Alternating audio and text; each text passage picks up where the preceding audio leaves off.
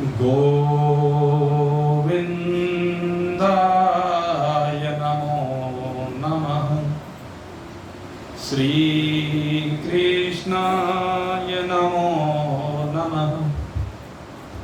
नारायणाय नमोस्तुते।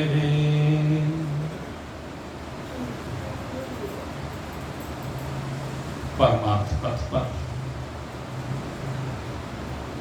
भगवत भावों से संयुक्त होकर अपने आप को भगवान के श्री चरणों में सेवार्थ समर्पित करते जिज्ञासु रहते।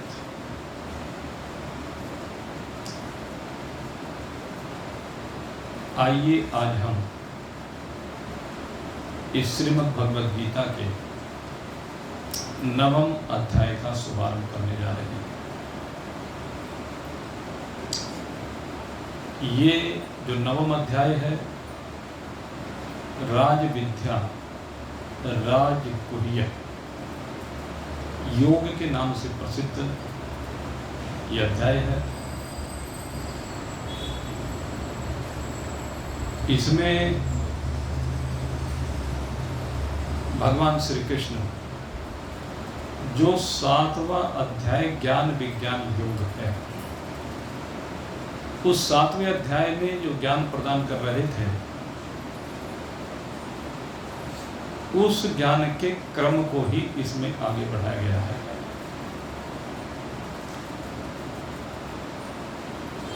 सातवें अध्याय में जब ज्ञान प्रदान कर रहे थे भगवान, तो उस ज्ञान को प्रदान करते करते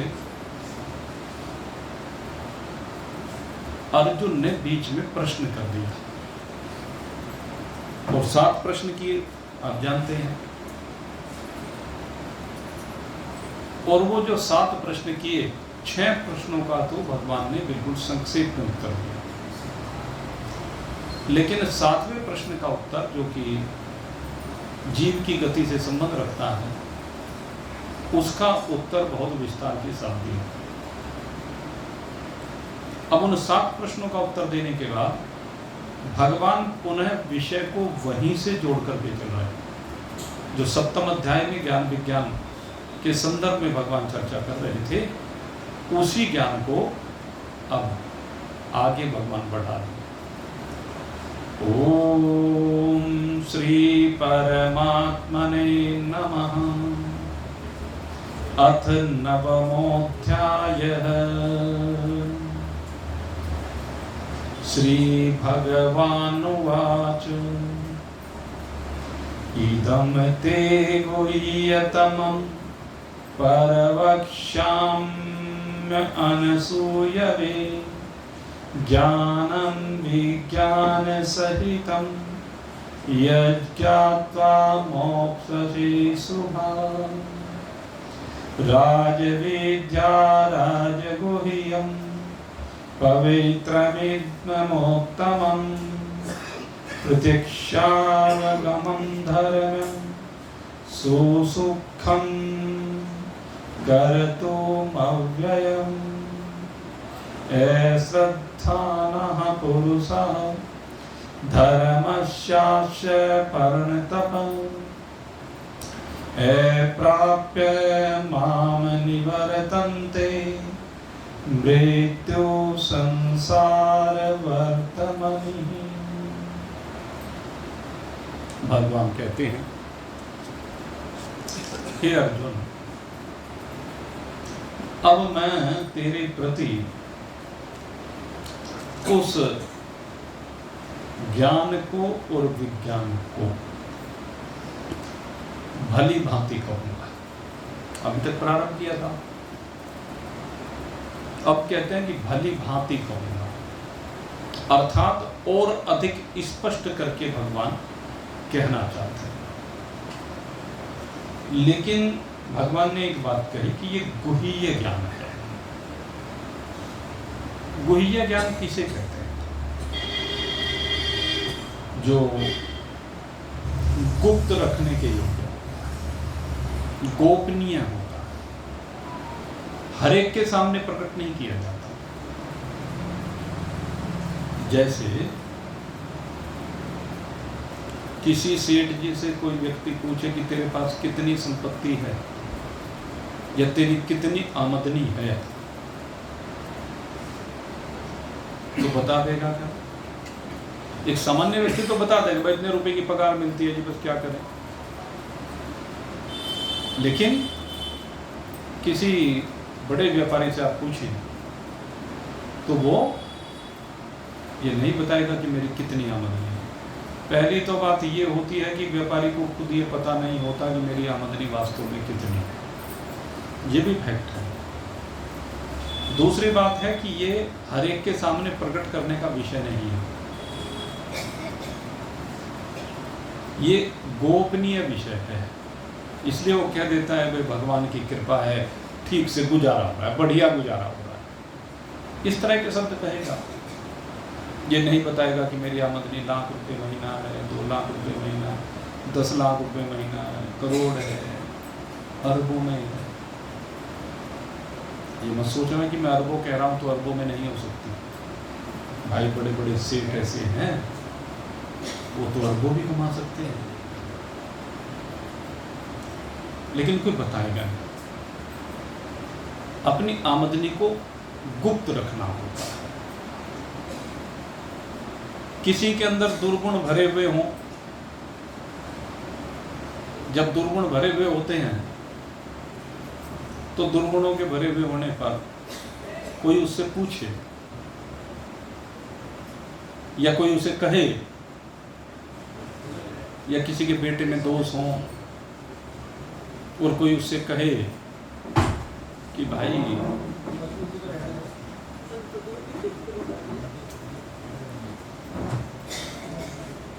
तेरे बेटे में ऐसे ऐसे, अरे राम राम राम क्या बात कहता है तू, भाई पूरा गेट क्यों बंद कर रहे हो? तो वो अपने बेटे के दोषों को चाहे जानता भी हो, अपने दोषों को जानता भी हो, लेकिन दूसरे के सामने छिपा कर रखता है। अपनी कमियां कोई बताता नहीं, वो गोपनीय रखने का विषय, किसी के सामने प्रकट करने का विषय नहीं। ऐसे ही कहते हैं भगवान कि ये जो ज्ञान है ये भी गोपनीय है। अब आप कहेंगे ज्ञान तो ऐसी चीज है, इसे गुप्त रखना ये तो उचित नहीं है, ज्ञान को क्यों गुप्त रखा जाए? कहते हैं भाई ज्ञान को केवल अधिकारी को बताना चाहिए, अन्यथा जो आत्मज्ञान का विषय है, अगर यदि इसे सबके सामने प्रकट कर दिया, आत्मज्ञान में क्या है? अहम ब्रह्मास्मि, मैं ब्रह्म हूं। अगर यदि आप किसी को भी कहेंगे कि मैं ब्रह्म हूं, तो अगर संसार में कहते फिरेंगे तो जो अज्ञानी आदमी है, जो ब्रह्म को जानता ही नहीं है कि ब्रह्म किसे कह रहा है, वो क्या कहेगा? अहंकारी व्यक्ति, पागल हो गया है, इसकी मति खराब हो गई, अपने को ब्रह्म कहता तो ये लज्जा नहीं आती।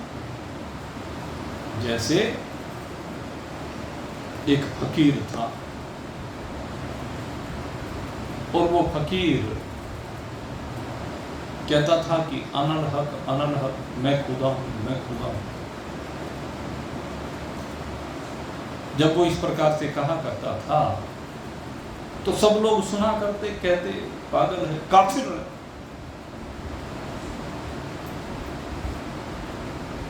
और जब वो मान के नहीं देता तो आखिर में उसकी शिकायत बादशाह से की गई। बादशाह ने कहा कि उसको पकड़ करके ला। बादशाह के सामने पकड़ करके लाए गए फकीर। फकीर से पूछा गया भाई आप कौन हैं? तो फकीर ने कहा अनल हक। कहने लगे तू? अपने को खुदा कहता है, जिसके सामने हम सिजदा करते हैं। और तो काफिर कहीं का, कहने लगे इसकी अकल ठिकाने लगानी पड़ेगी। एक काम करो, इसको ले जाओ और ले जा करके कुएं में उल्टा लटका दो, बांध करके पैर। अब कर्मचारी उसको ले गए कुएं के पास, पैर बांधे और कुएं में उल्टा लटका दिया। जब काफी देर उल्टा लटका रहा, फिर उससे पूछा कि तू कौन है? कहने लगे बंदा। कहने लगे अगर आगे ठिकाने, चलो भाई निकाल, माफ कर दो, गलती मान ली। फिर से बादशाह के सामने ले जाया गया, पूछा कौन हो? मैं खुदा हूं। कहने लगे अच्छा। बंधन खुलते ही फिर से कहने लगे ऐसे मानेगा नहीं, इसे दोबारा ले जाकर के कुएं में उल्टा लटका। अब दोबारा जाकर के कुएं में लटका दिया गया और बार बार यही क्रम चलता रहा। बादशाह ने पूछा, अरे अजीब पागल है, जब तुझे कुएं में लटका देते हैं तो तू कहता है कि मैं बंदा हूं, और जब कुएं से बाहर निकाल देते हैं तुझे बंधन मुक्त कर दिया जाता है, तो तू कहता है मैं खुदा हूं। कहने लगे ये क्या बात है? कहने लगे महाराज यही तो रहस्य है, यही तो वो ज्ञान है। अगर यदि मैं बंधा हुआ हूं, बंधनों में जकड़ा हुआ हूं तो बंदा हूं, और जिस समय बंधन से मुक्त हो जाता हूं तो मैं खुदा हूं। तो भाई ये ज्ञान सबके सामने प्रकट नहीं किया जाता, सबके सामने प्रकट करने से गड़बड़ हो जाती है, लोग जूतों मारेंगे। इसलिए सबके सामने महान पुरुष इस बात को नहीं कहते हैं। गीता जी के अंत में भी यही बात कही, हर शास्त्र के अंत में यही बात कही गई कि ये ज्ञान अत्यंत गुह्य ज्ञान है। और ये जो 3 मंत्र अब शुरू में आए हैं, इन तीनों में इसी बात को समझाने का प्रयास किया कि ये ज्ञान किसी भी अश्रद्धालु के प्रति, अश्रद्धानः पुरुषः धर्मस्यास्य परम तप, कहते हैं श्रद्धा रहित अगर यदि कोई है, उसके सामने तुमने इस गुह्य रहस्य को प्रकट किया तो उसकी समझ में नहीं आएगी। जैसे इसको आप इस तरह से समझ सकते हैं कि एक बालक जिसको अभी आपने पढ़ने के लिए विद्यालय में भेजा, अभी एडमिशन कराया, उसको क्या सिखाया जाएगा? उसको ए आ ई यही तो सिखाया जाएगा। पहले उसे अक्षर ज्ञान कराया जाएगा, 1 2 3 4 5 अंकों का ज्ञान कराया जाएगा, ABCD अल्फाबेट्स, इनका ज्ञान कराया जाए। लेकिन कोई बहुत बड़ा विद्वान आ जाए जो ग्रेजुएशन पोस्ट ग्रेजुएशन वालों को पढ़ाने वाला हो, और उसे उनकी क्लास में भेज दिया जाए, PhD किया हुआ हो, और वो जाकर के उन बच्चों को पढ़ाना शुरू कर दे। क्या पढ़ाना शुरू करे? जो वो ग्रेजुएशन पोस्ट ग्रेजुएशन के स्टूडेंट्स को पढ़ाता है। अब वो क्या होगा? भैंस के आगे बीन बजानी है। उनकी समझ में कुछ आएगा क्या? वे बच्चे समझ पाएंगे क्या? अरे जिसे अभी अक्षर ज्ञान नहीं हुआ है, शब्द ज्ञान नहीं हुआ है, वाक्य विन्यास को जिसने नहीं जाना है, जिसने व्याकरण का ज्ञान प्राप्त नहीं किया है, उसके सामने ये वेदों का गुह्य ज्ञान अगर प्रकट कर दिया तो वो क्या समझ पाएगा? अभी तो उसको शब्दों को जोड़ना ही नहीं आता, अभी तो उसको वाक्य बनाने ही नहीं आते। अभी तो वो समझ ही नहीं पाता संज्ञा क्या है, सर्वनाम क्या है, क्रिया क्या है, उसे भी पता ही नहीं है। और मैं आपको बताऊं, एक क्या होता है, कारक होता है ऐसा संबोधन, कारक होता है ना, ये कला है। जब आप किसी को संबोधित करते हैं, हमने देखा है उम्र बहुत लंबी लंबी उम्र हो गई, लेकिन किसी को 2 मिनट बोलने के लिए कहें तो नियम क्या होता है कि पहले संबोधन की भूमिका बनाई जाती है। वो जो भूमिका है ना, आप किसको संबोधित कर रहे हैं, वही किसी से नहीं बोला जाता, सीधे शुरू हो जाते हैं। नियम क्या है, सबसे पहले जब भी आप कोई बोलना प्रारंभ करें, धार्मिक विषय हो, सामाजिक विषय हो, तो देश काल परिस्थिति के अनुसार सबसे पहले मंगलाचरण करना चाहिए। ये हमारी प्रक्रिया है। मंगलाचरण के द्वारा वो चाहे भगवान को नमस्कार किया जाए, भगवान से प्रार्थना की जाए शुभता के लिए, या श्रोताओं के लिए आशीर्वाद दिया जाए, या उनकी शुभता की कामना की जाए, या ये कह लीजिए कहने सुनने लायक वातावरण बनाने के लिए मंगलाचरण किया जाए, या कार्य निर्विघ्न हमारा पूर्ण हो जाए इसलिए मंगलाचरण किया जाए, आस्तिक परंपरा चलती रहे इसलिए मंगलाचरण किया जाए। अनेक कारण है मंगलाचरण के, लेकिन यह नियम है कि जब भी आप अपने संबोधन को प्रारंभ करें, सबसे पहले मंगलाचरण अवश्य करना चाहिए। अब मान लीजिए कहीं हमें 5 मिनट के लिए बोलना है, तो वहाँ ये आवश्यक नहीं कि आप किसी मंत्र से ही मंगलाचरण करें, केवल ओम कहकर भी काम चल जाता है। ओम में तो सारे मंगलाचरण समाहित है, ओम के अंतर्गत सब कुछ आ जाता है। तो कौन बोलेगा? जिसको ज्ञान है। उसके बाद क्या है कि हमें संबोधित किसे करना, जो हमारे सामने बैठे हुए हैं, जिनको हम संबोधित कर रहे हैं, भगवान का स्मरण करते हुए तब उनको संबोधित कीजिए। जो भी आप उनके लिए उपयुक्त शब्दावली का प्रयोग कर सकते हैं, उनके सम्मान में कर सकते हैं, उनको निर्देशित करने के लिए कर सकते हैं, या अन्य जो भी आपके मन में भावना हो। तो ये हमारी प्रक्रिया होती है कि हमें संबोधन करना चाहिए। आगे आ जाइए आप लोग। तो दूसरा विषय क्या है? संबोधन। तीसरी बात होती है कि हमें विषय को प्रकट करना होता है। जिस विषय को रखना है, हमें इस बात का ध्यान रखना चाहिए कि विषय सुस्पष्ट हो, और जिनको हम समझाने जा रहे हैं उनको उन्हीं की भाषा में समझा दिया जाए। जो विषय है उसको उन्हीं की भाषा में समझाना है। उन्हीं की भाषा में समझाने से तात्पर्य क्या है?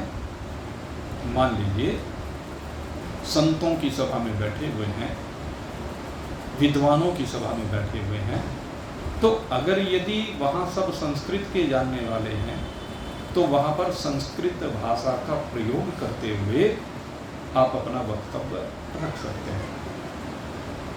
लेकिन जहाँ पर श्रोता आम गृहस्थी है, वहाँ पर अगर यदि संस्कृत में वक्तव्य को रखा जाएगा तो उनकी समझ में आ जाएगा। अनेक विद्वान पुरुष कथा करते हुए अनेकानेक श्लोकों का उच्चारण करते हुए, मेरा मानना है अगर वहाँ पर पात्र हों तभी उच्चारण करना चाहिए। अन्यथा जो भी श्लोक कहें, मंत्र कहें, ऋचाएँ कहें, हमारे वेद में अनेक श्रुतियाँ हैं, आप जब उनका उच्चारण कर रहे हैं तो केवल उसी का उच्चारण करें जिसका भाव बड़ी सरलता के साथ, सहजता के साथ समझ में आ जाए। ये क्रम होता है। वक्तव्य उसी भाषा में होना चाहिए। तो मेरे मित्रों, इसीलिए इस ज्ञान को गुह्य ज्ञान कहा गया। ये जो शास्त्र का ज्ञान है, ये हर व्यक्ति के सन्मुख प्रकट करने का नहीं है। जैसे आप जानते हैं, मान लीजिए कहीं पर कोई स्वांग चल रहा हो, नाटक चल रहा हो, या आजकल इनको टीवी में सीरियल्स कहने लगे। अब वो चल रहे हो, जैसे मैं आपको बताऊं, हमसे 20-30 साल पहले अगर यदि मैं आपको लेकर के जाऊं, टेलीविजन पर रामायण का प्रसारण प्रारंभ हुआ था। रामायण का जो प्रसारण प्रारंभ हुआ, उसमें भगवान राम की भूमिका, उसके इर्द गिर्द अन्य जितने भी पात्र हैं उनकी भूमिका, बड़े दिव्य भाव रहे हैं, बड़ा दिव्य अभिनय रहा है। सबने बड़ी सराहना की, बड़े लालायित रहते थे। वो काल हमने देखा, अगर सुबह 9 बजे से 10 बजे तक वो सीरियल आया करता और किसी कारण से लाइट भगा दी जाती, क्योंकि उस समय लाइट बहुत, तो बिजली घर पर प्रदर्शन शुरू हो जाते। अब तो आप मोबाइल पर जिस समय जो चाहे वो देख सकते हैं। उस समय इस तरह की सुविधाएं नहीं हुआ करती थी। उस समय तो टीवी भी आए थे, 10-1 साल पहले प्रारंभ हुए थे, ब्लैक एंड व्हाइट। बैटरी वाली टीवी का प्रचलन एकदम हो गया। हाँ, कुछ बैटरी वाला टीवी उस समय चल गया था इसी की वजह से। तो आप जरा चिंतन करें, उसमें जो अभिनय करने वाले थे, जो राम जी का अभिनय कर रहे थे, वो उस समय सबकी दृष्टि में क्या है? सबकी दृष्टि में राम है ना, लेकिन वास्तव में कौन था वो? अरुण गोविल। अरुण गोविल। अब जो अरुण गोविल है, वो वहां पर अपनी वास्तविकता को राम के बजाय अरुण गोविल कह करके प्रकट करे, तो क्या होगा? सारा जो अभिनय है, जो भी पात्र प्रकट कर रहा है, उसके सारे अभिनय पर पानी फिर गया। अभी मेरठ में उन्होंने चुनाव भी लड़ा, बड़े लंबे समय के बाद। यहां पर वो कहे कि मैं राम हूं।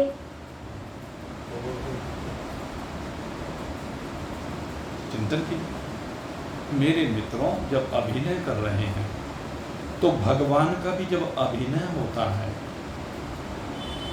तो भगवान का अभिनय करते हुए अपने नाम को गुप्त रखना होता है। ठीक इसी प्रकार से ये जो ब्रह्म ज्ञान है, इस ब्रह्म ज्ञान को सबके सामने प्रकट नहीं किया जाता, और उसके पीछे कारण है कि पहले उसके अंदर पात्रता आनी चाहिए। जब पात्रता आ जाए, श्रद्धा आ जाए, विश्वास बन जाए, तब इस ज्ञान को प्रकट किया जाता है। अक्षर ज्ञान प्रारंभ करके शब्द ज्ञान पर लाना है, शब्द ज्ञान से वाक्य ज्ञान पर लाना है, तदुपरांत व्याकरण का बोध कराना है, और धीरे धीरे जब समझ में आ जाए, तब भगवान की महत्ता का प्रतिपादन करना है। श्रुति सतलिंग संग्रह के अनुसार भगवान कौन है, भगवान क्या करते हैं, भगवान कितने शक्तिशाली हैं, ये जीव कौन है, इस जीव के यहाँ आने का प्रयोजन क्या है, ये जीव यहाँ इस शरीर में आकर के क्या करना है, इसको क्यों आया है, कैसे अपनी यात्रा को प्रारंभ करे, ये सब समझाया जाता है शास्त्रों में। कि जब हमें शरीर मिला है, तो ये शरीर किस लिए मिला है?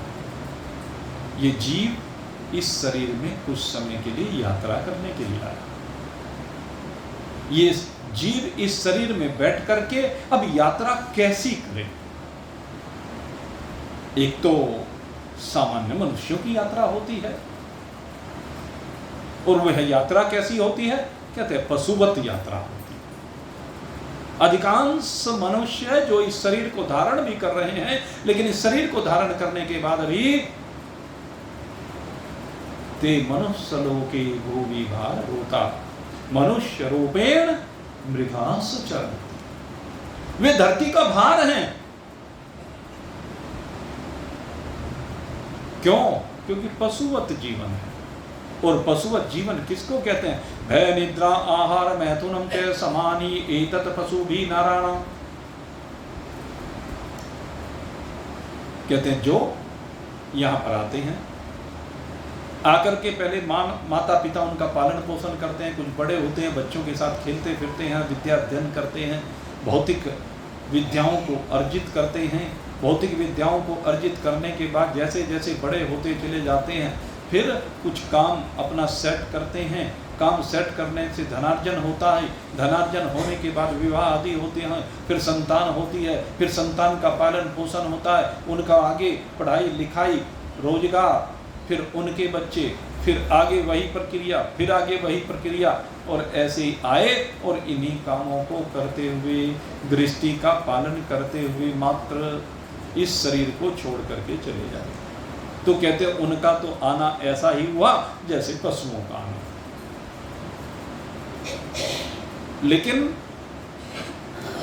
भगवान की कृपा से कभी कभी जब किसी को मनुष्य का संग मिलता है, मनुष्य का संग कह रहा हूं, ये तो पशु थे, तो मनुष्य का संग मिलने पर मनुष्यों के कार्य देखे जाते हैं। और मनुष्य का कार्य क्या है? कहते हैं मनुष्य का कार्य है यज्ञ करना। यज्ञो वही श्रेष्ठतम करना। यज्ञ मनुष्य का सबसे श्रेष्ठ कर्म है। और यज्ञ कहते किसे हैं? अष्टादश पुराणेषु व्यासस्य वचनमद्वय प्रोपकाराय पुण्याय पापाय परपीडनम। यज्ञ से क्या?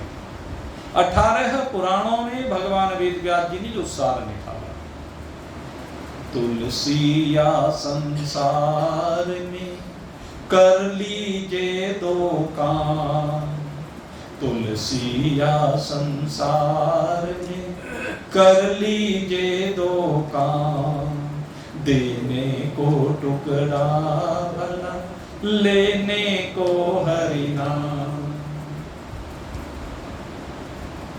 ये जीवन जीने की कला है।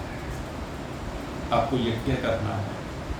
यज्ञ का अर्थ है कि परोपकार। कहीं भी शास्त्र में या संतों ने यह नहीं बताया है कि सोपकार, स्वेपकार की बात कहीं नहीं की। आप अपने ऊपर अगर उपकार की बात की है तो यही की है कि अपने ऊपर सबसे बड़ा उपकार यह है कि आप परोपकार करना सीख जाए। आप अपने जीवन को दूसरे के लिए जीना सीख जाए। एक कन्या ब्याह कर जब ससुराल में आती है, उसका आने का प्रयोजन भोगों का भोग नहीं है। उसका आने का प्रयोजन है परोपकार। वहां पर आकर के सेवा करनी है, वहां पर आकर के सबको प्रसन्न करना है। एक नए संसार में प्रवेश होता है और उस नए संसार में अगर यदि उसे अपने आप को स्थापित करना है तो ये परोपकारी है, जिसके द्वारा वह कन्या परिवार में स्थापित हो सकती है, अपनी पकड़ बना सकती है और भगवान की दृष्टि में आ सकती है। अगर यदि वह सबका ध्यान रखे। और आप चिंतन करके देखिए, जो उसकी अभिलाषाएं हैं, अगर सबका उसने ध्यान रखना प्रारंभ कर दिया, सबकी सेवा करना प्रारंभ कर दी, सबके मनोवांछित कार्य करने प्रारंभ कर दिए, तो सबकी प्रिय बन जाएगी कि नहीं बन जाएगी? यही गोपनीय सूत्र है। हमारे पास जब भी कोई आशीर्वाद लेने के लिए आता है कि इस कन्या को आशीर्वाद दे दीजिए, ये सुखी रहे, तो हम तो उसको यही सूत्र बताते हैं, क्योंकि शास्त्रों ने, संतों ने, भगवंत ने यही सूत्र बताया है कि आपको अगर यदि सुखी होना है तो सेवा करना सीखिए। परोपकाराय पुण्याय। आप गृहस्थ में प्रवेश करने जा रहे हैं, तो गृहस्थ में प्रवेश करने पर इस गृहस्थ को सुखमय करने का तरीका यही है कि आपके यहाँ दरवाजे पर अगर कोई भी आए तो वह प्रसन्न होकर के जाए। इस गृहस्थ की शोभा 5 देवताओं की पूजा करने से होती है। और गृहस्थी के जो 5 देवता होते हैं उनमें सबसे पहला देव है मातृदेवो भव। मां सबसे बड़ी देवता है। पितृदेवो भव, दूसरे नंबर पर पिता का स्थान आता है, क्योंकि माता और पिता ऐसे निस्वार्थ भाव से अपने बालक का पालन पोषण करते हैं, या सास ससुर कह लीजिए अपनी बहू का इस प्रकार से पालन पोषण करते हैं। वो संघर्ष करके अपने आप मेहनत करके जो भी कुछ अर्जित करते हैं जीवन भर, वो सारे का सारा उन्हीं के लिए कर रहे हैं। लेकिन ये बात कब समझ में आती है? जब वो चले जाते हैं, तब पता चलता है सब हमारे लिए मकान बनाया, हमारे लिए धन संपदा एकत्रित की, हमारे लिए मकान दुकान फैक्ट्री एकत्रित की, अपने आप उन्होंने अभाव में जीवन को जिया। लेकिन वो अभाव में जिया गया जीवन आज हमारे सुख का कारण बन गया, हमारी समृद्धि का कारण बन गया। वो अपने साथ तो कोई लेकर नहीं गया, चाहते तो वो उसको भोग करके समाप्त भी कर सकते थे, अपने बच्चों के लिए कुछ भी संपत्ति न दे करके जाते।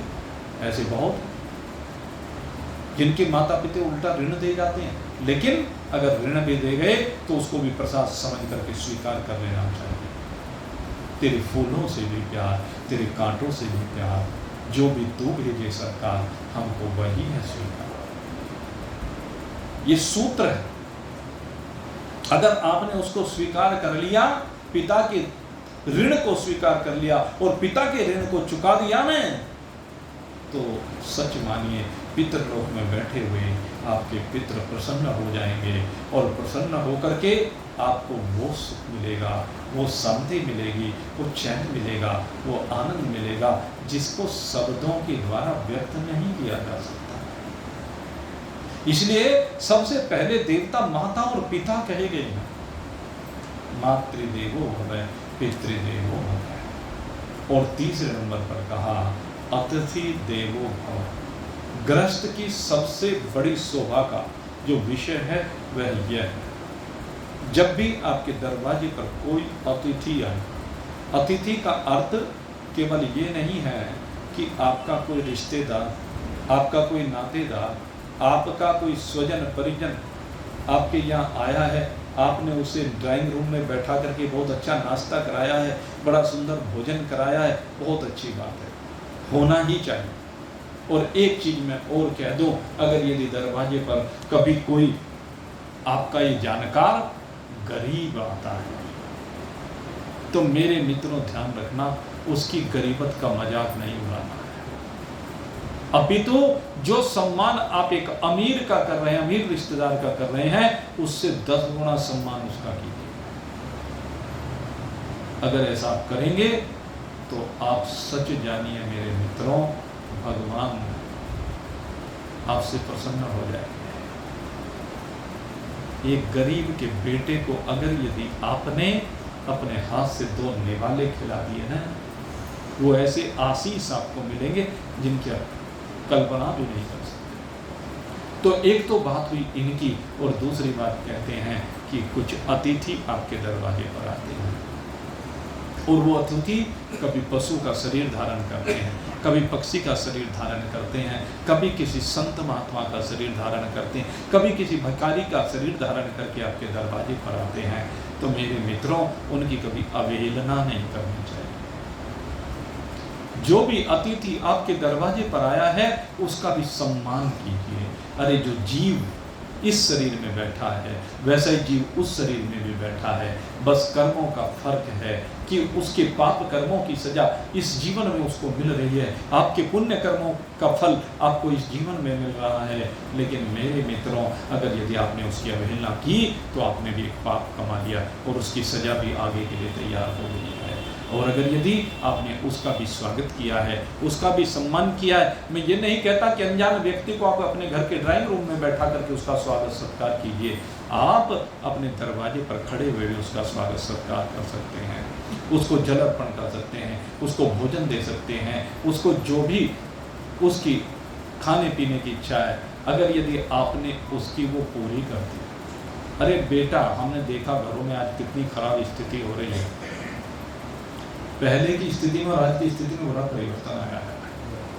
पहले क्या हुआ करता था, नाश्ता हो, खाना हो, रात का खाना हो, कुछ भी हो, कहते हैं एक जैसा बना करता था सबके लिए, और आज हर बच्चे की पसंद अलग होगी। माँ के लिए अलग चीज बनेगी, पिता के लिए अलग चीज बनेगी, बेटे के लिए अलग चीज बनेगी, बहू के लिए अलग चीज बनेगी, पोते के लिए अलग चीज बनेगी। अब जो बनाने वाली है वो बेचारी क्या करे? अब मुझे तो पोहा खाना है, मुझे तो पकौड़ी खानी है, मुझे तो परोठा खाना है, मुझे तो रोटी खानी है। सबके अलग अलग विचार हैं, सबके अलग अलग स्वभाव हैं। ये क्या खेल हो रहा है? इस परिस्थिति को बदलिए। लेकिन मैं एक बात अतिथि के बारे में कह रहा, अगर दरवाजे पर आने वाले अतिथि ने आपसे कभी अपने मन का, उसका भी तो बेचारे का मन करता है ना, उसका भी तो जी करता है कि कभी मुझे भी कुछ खाने के लिए अच्छा मिल जाए। आप उसे केवल बासी रोटी क्यों खिलाना चाहते हो? आप उसे घर में रखा हुआ बेकार सामान क्यों देना चाहते हो? अरे उसे भी एक बार जरा गरम गरम भोजन तैयार करके खिला दीजिए। अगर वो परोठा खाना चाहता है तो एक बार अगर उसके लिए भी परोठा बना दिया, जैसे अपने बच्चे के लिए उसकी डिमांड पर आप परोठा बना देते हैं, उसको भी बनाकर खिला दीजिए आलू का परोठा। चिंतन कीजिए, ये आपके समृद्धि का विचार। क्योंकि दरवाजे पर आने वाला अतिथि जब आपको आशीर्वाद दे करके जाता है तो सार्वभौम हो जाता है और उसकी पुकार भगवान भी सुनता है। इस बात को ध्यान रखना, जो भी आशीर्वाद आपको मिला है, या अगर कोई साप दे के चला जाता है तो उस साप भी ग्रहण करना ही पड़ता है, क्योंकि ये गुंबद की आवाज होती है, मेरे मित्रों, गूंजती है। इसलिए अतिथि का सम्मान होना चाहिए। और चौथी बात कही, आचार्य देवो भवः। जो हमारे आचार्य होते हैं, कहते वो इन तीनों से श्रेष्ठ देवता होते हैं। ये तीनों से श्रेष्ठ देवता है आचार्य। आचार्य का पूजन होना चाहिए, आचार्य का स्वागत सत्कार होना चाहिए। आचार्य की जितनी सेवा की जाए उतनी कम है। लेकिन आचार्य कौन है मेरे मित्रों? हमारे समाज में अनेक प्रकार के आचार्य होते हैं। कुछ ऐसे आचार्य होते हैं जो यज्ञ में लगाते हैं। उनसे श्रेष्ठ जो आचार्य होते हैं वो भक्ति की राह पर चलाने वाले होते हैं। और जो सर्वश्रेष्ठ आचार्यों की हमारे शास्त्रों में बात की गई है, वो कौन होते हैं? कहते वो सद्गुरुदेव होते हैं, जो ब्रह्मनिष्ठ होते हैं, ब्रह्मविद्ध होते हैं, जो आपके अंदर वैराग्य को कूट कूट करके भर देते हैं, जो आपको आपके वास्तविक स्वरूप का बोध कराते हैं कि तू शरीर नहीं है, जो आपको शरीर की सीमा से बाहर लेकर के आते हैं। क्योंकि शरीर तो विनाशी है, शरीर तो एक दिन जाएगा। चंदे की चौपाल है 5 भूतों की, ये पंचभूत एक दिन पंचभूत में मिल जाएंगे और इस जीव को आगे यात्रा करनी होती है। ये सद्गुरुदेव समझाते हैं कि ये जीव आगे अपनी यात्रा को किस प्रकार यहाँ से स्वर्ग तक लेकर के जा सकता है, किस प्रकार से वह अपनी यात्रा को यहाँ से भगवान के लोक में लेकर जा सकता है, और किस प्रकार से वो अपनी यात्रा को यहीं पर पर्यवसान को प्राप्त करा करके किस प्रकार से अपने स्वरूप शुद्ध सच्चिदानंद घन परमात्मा के साथ एक रूपता को प्राप्त कर सकता है। और इसकी बहुत विस्तार के साथ चर्चा अब 8वें अध्याय में हमने यही चर्चा की है पूरी तरह से, और रोज यही चर्चा होती है। तो आचार्य वह है जो हमें राह दिखाता है, आचार्य वह है जो हमें बताता है कि तेरी मंजिल क्या है। माता पिता नहीं बताते कि तेरी मंजिल क्या है। माता पिता तो मंजिल बताते हैं कौन सी? खाने कमाने की मंजिल बताते हैं, भोगों की मंजिल बताते हैं। लेकिन आचार्य आपको परमात्मा रूपी मंजिल के दर्शन कराते हैं, उस परमात्मा रूपी मंजिल को प्राप्त करने का साधन बताते हैं। किस प्रकार तू यम नियम से संयुक्त होकर के, साधन चतुष्ट से संपन्न होकर के उस विवेक को प्राप्त करे जिससे सत्व और असत्य का विवेक होता है, जड़ और चेतन का विवेक होता है, दुख रूप और सुख रूप का विवेक प्राप्त करके तू सविनाशी नित्य तत्व के साथ एक रूप हो जाए। यह हमें सदगुरु बताते हैं। ऐसे सदगुरु इस जगत में सर्वाधिक अगर यदि कोई पूजनीय है तो वो सदगुरु। लेकिन सदगुरु कौन? फिर मैं समझा देता हूँ, ब्रह्मनिष्ठ ब्रह्मविद्ध महान पुरुष, जिसको आपसे कोई अपेक्षा ही नहीं, जिसको आपसे कुछ चाहिए ही नहीं, ऐसे सदगुरु। और उनकी शरण में जाने के बाद फिर बात आती है मंजिल की, और मंजिल ही इस ग्रस्त में सबसे बड़े देवता होते हैं जो अनंत कोटि ब्रह्मांड नायक हैं, जिनके बारे में कहा महादेवो महांतम देवोर्भव। सबसे बड़े देवता कौन है? कहते हो परमात्मा महानतम देव। महादेव कौन है? जो महानतम देव है, जो सबसे बड़ा देव है, जो सर्वज्ञ है, सर्वशक्तिमान है, सबका आधार अधिष्ठान है, जो सबका सृष्टि करता, पालन करता और संहार करता है, जिसमें चराचर जगत व्याप्त है। चराचर जगत का जो एकमात्र आश्रय स्थल है, समस्त प्राणी जिससे जीवन पा रहे हैं, जिससे दृष्टि पा रहे हैं, वो परमात्मा देव हमारी मंजिल है। और मेरे मित्रों, ये मनुष्य शरीर इसी के लिए मिला है कि आप इन पांचों देवों का सम्मान करते हुए, इन पांचों देवों का पूजन करते हुए अपनी मंजिल के साथ एक रूप हो जाएं, उस परमात्मा के साथ एक रूप हो जाएं। यही ब्रह्म विद्या कहलाती है। ये ब्रह्म ज्ञान जिसमें जाकर के आप परमात्मा के साथ एक रूप हो जाते हैं, सो अयम आत्मा ब्रह्म। ये हमारा आत्मा ब्रह्म ही है। ब्रह्म से अतिरिक्त जितना भ्रम है उससे मुक्त होना है, उसके बंधन से बाहर निकलना है, ये मुक्ति कहलाती है। तो मुक्ति और बंधन क्या है? बंधन से बाहर निकलना ही मुक्ति है, दुख से बाहर निकलना ही मुक्ति है। और इसके निकलते ही आत्मा जो सुख स्वरूप है उसकी उपलब्धि हो जाती है, और वो सदा ही है। वो तो अज्ञान के कारण, माया के कारण, आवरण के कारण, पर्दे में छिपा हुआ होने के कारण से हम अनुभूत नहीं कर पाते। अन्यथा वह परमात्मा सबके हृदयों में समान रूप से बैठा हुआ, सबके हृदय को धड़का रहा है। उस आनंद स्वरूप परमात्मा को अपने अंतर आत्मा में अनुभूत कीजिए और आनंद मनाइए।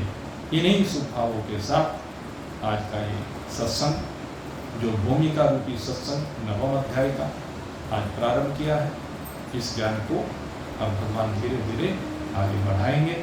आप सबके लिए बहुत बहुत शुभकामना करते हुए यहीं पर आज के सत्संग को विश्राम दे रहे। बोलिए सच्चिदानंद भगवान।